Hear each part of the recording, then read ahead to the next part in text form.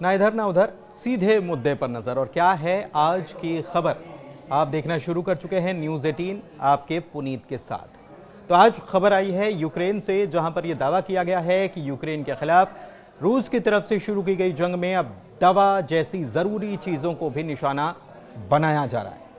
भारत में स्थित यूक्रेनी दूतावास ने यह आरोप लगाया है कि रूस ने जानबूझकर राजधानी कीव में भारतीय गोदाम को निशाना बनाया। यूक्रेनी दूतावास ने कहा है कि आज रूस ने यूक्रेन में भारतीय कंपनी कुसुम के गोदाम पर मिसाइल से अटैक किया है।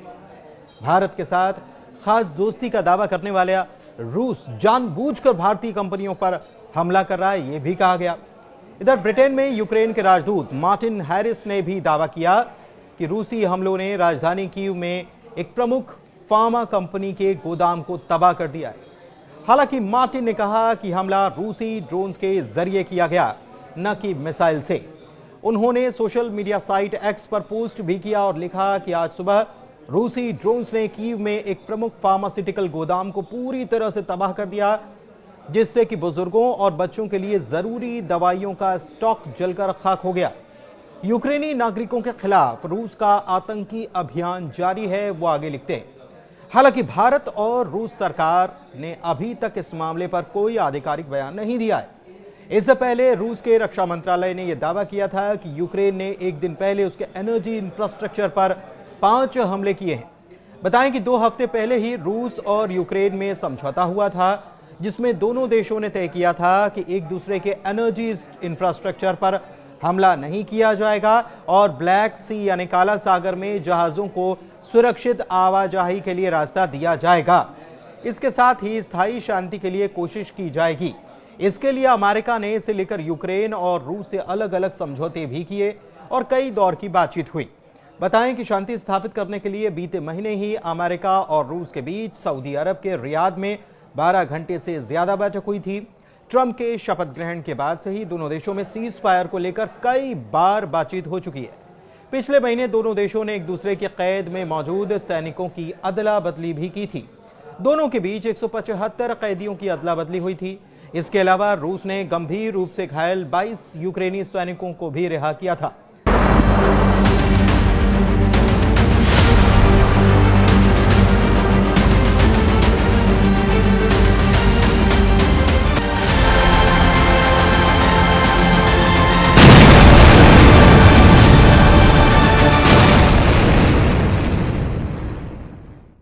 दूसरी तरफ इससे पहले चौंकाने वाला दावा यूक्रेनी राष्ट्रपति की तरफ से किया गया था, जिसमें यह कहा गया था कि उनके खुफिया एजेंसी ने 155 चीनी नागरिकों की पहचान की है जो रूस की तरफ से जंग लड़ रहे हैं। यह संख्या ज्यादा भी हो सकती है। उन्होंने कहा कि पहचान में आए सभी लोगों के नाम और पासपोर्ट की जानकारी उनके पास पहले से है। ज़ेलेंस्की ने बीते मंगलवार को यह दावा किया था कि यूक्रेनी सेना ने रूस की तरफ से जंग लड़ रहे 2 चीनी नागरिकों को पकड़ा है। उन्होंने इससे जुड़ा हुआ एक वीडियो भी साझा किया था, जिसमें पकड़े गए लोगों के हाथ जिप टाई से बंधे हुए थे। यह पहली बार था जब यूक्रेन ने चीनी लड़ाकों को लेकर ऐसा दावा किया।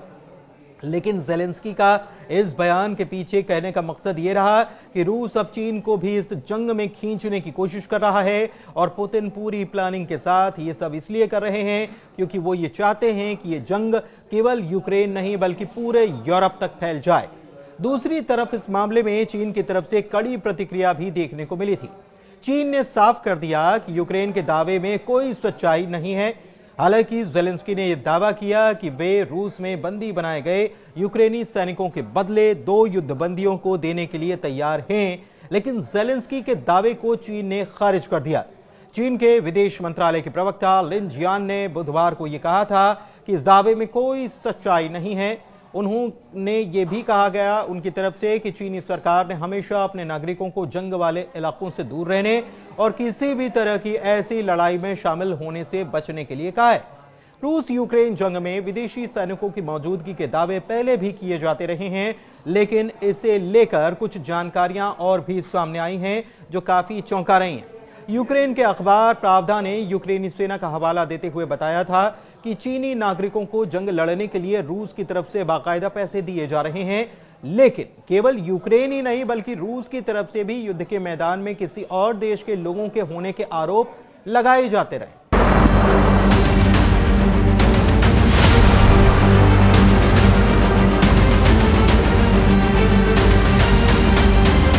पिछले महीने रूस के रेड हिट नाम के एक हैकर ग्रुप ने रूस यूक्रेन के लिए लड़ने वाले विदेशी सैनिकों की जानकारी सार्वजनिक कर दी थी। इसके मुताबिक रूस यूक्रेन जंग की शुरुआत से लेकर अब तक यूरोप के 36 देशों से किराए के सैनिक लड़ने के लिए पहुंचे।